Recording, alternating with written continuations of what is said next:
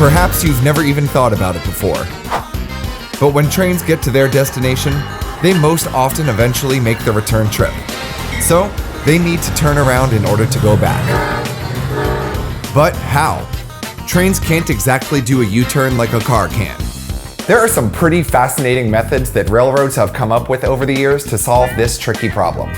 One option is the turntable, which is a rotating platform that allows a single engine or car to be turned around. However, if you're dealing with a whole train, this method would be painfully slow and time-consuming.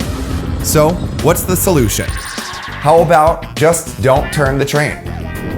Some trains, like these Metro North multiple units, have cabs and driver controls at both ends, so the train can move in one direction just as easily as the other. When they get to the end of the line, the driver just walks to the other end. This is the same for Amtrak's Acela and other high-speed train sets around the world.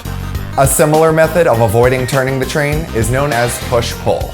And it's a common configuration for many commuter railroads that operate conventional train sets with a locomotive and cars.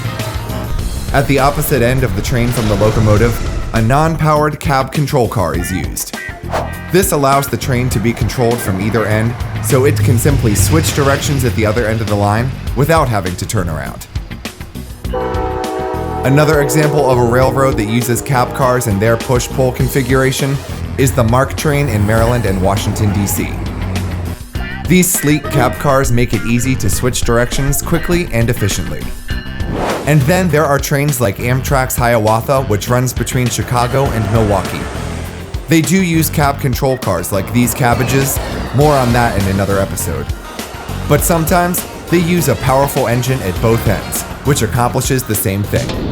But for some conventional trains with an engine and cars, the push-pull method just won't do.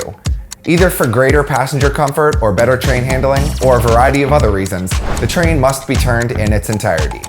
Enter the loop track, aptly nicknamed the balloon track. A train enters one end of the loop and continues through, exiting the other end having completed a 180-degree turn. An example of such a loop track can be found at Sunnyside Yard in New York City. These structures take up a lot of space and only serve this one purpose. Another more common track structure is known as a Y. This is a triangle-shaped junction that is often placed where two rail lines come together. Think of it as the equivalent of a three-point turn for a train. A train enters the Y and travels all the way through the first leg and both switches. It then backs down through the second leg of the Y. The last two switches are thrown, then the train proceeds through the third leg of the Y, back to its original route, but now traveling in the opposite direction. Let's head to Albany, New York and see a Y in action. To get the best view, we hop aboard the very last car of the train, the New York Central Hickory Creek private car. More about that later. Having completed its run from New York City to Albany, the Amtrak train leaves the Albany station to turn around on the Y up ahead. As we leave the platform and enter the Y, we see the other two legs off to the left of the train. After pulling all the way through, the switch is thrown and we begin backing down the second leg.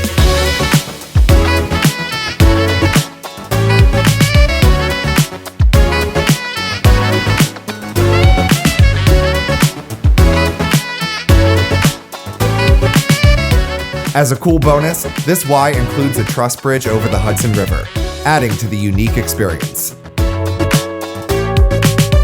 The second and third switches are aligned for our route.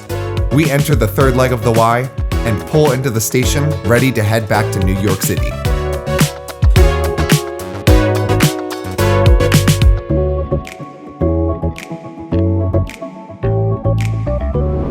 Want to see more of this rare historic car? Check out our full experience on the Hickory Creek here. And thank you for watching Rail Weekly.